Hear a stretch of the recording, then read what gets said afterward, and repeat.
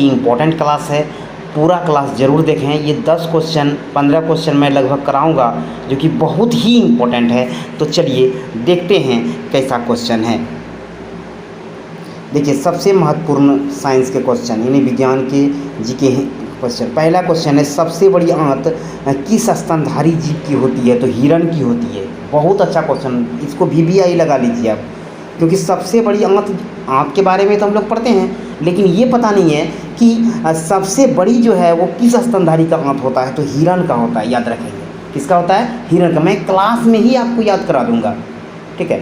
तो चलिए अगला क्वेश्चन, दूसरा नंबर देखिए। आज कार्बन डाइऑक्साइड यानी कार्बन डाइऑक्साइड में सर्वाधिक योगदान देने वाला देश का कौन सा है? तो संयुक्त राज्य अमेरिका है। सबसे ज़्यादा कार्बन डाइऑक्साइड अगर देता है तो सर्वाधिक वह संयुक्त राज्य अमेरिका देते हैं।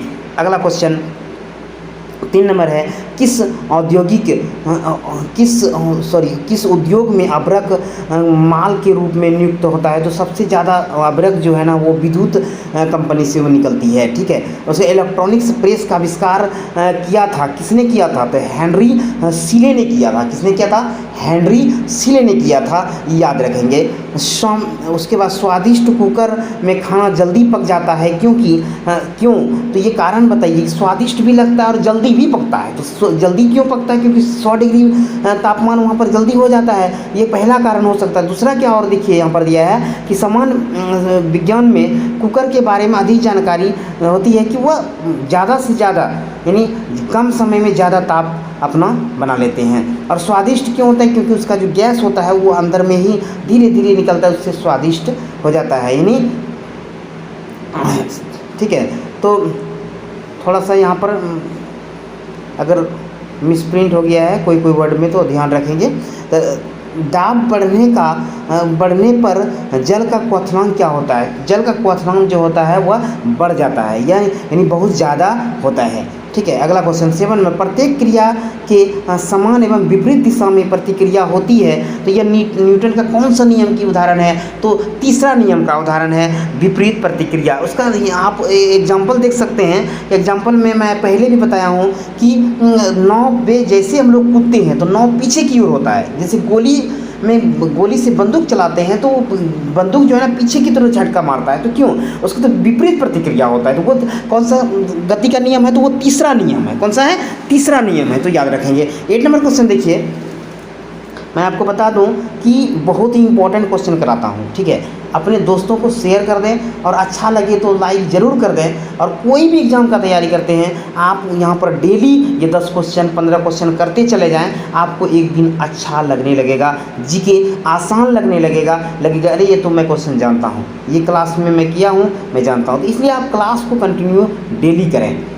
तो चलिए 8वां नंबर क्वेश्चन है, तांबा का शत्रु किसे कहा जाता है? तो तांबा का शत्रु गंधक को कहा जाता है। किसको कहा जाता है? गंधक को कहा जाता है। अगला क्वेश्चन, उगते और डूबते सूर्य लाल दिखाई देता है क्यों?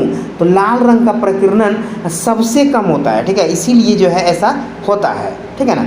अगला क्वेश्चन, 2 समरूप दर्पण एक दूसरे से 60 डिग्री कोण पर झुके हुए हैं, इसके बीच एक गेंद बने प्रतिबिंबों की संख्या कितनी होगी? तो 5वां होगी। कितनी होगी?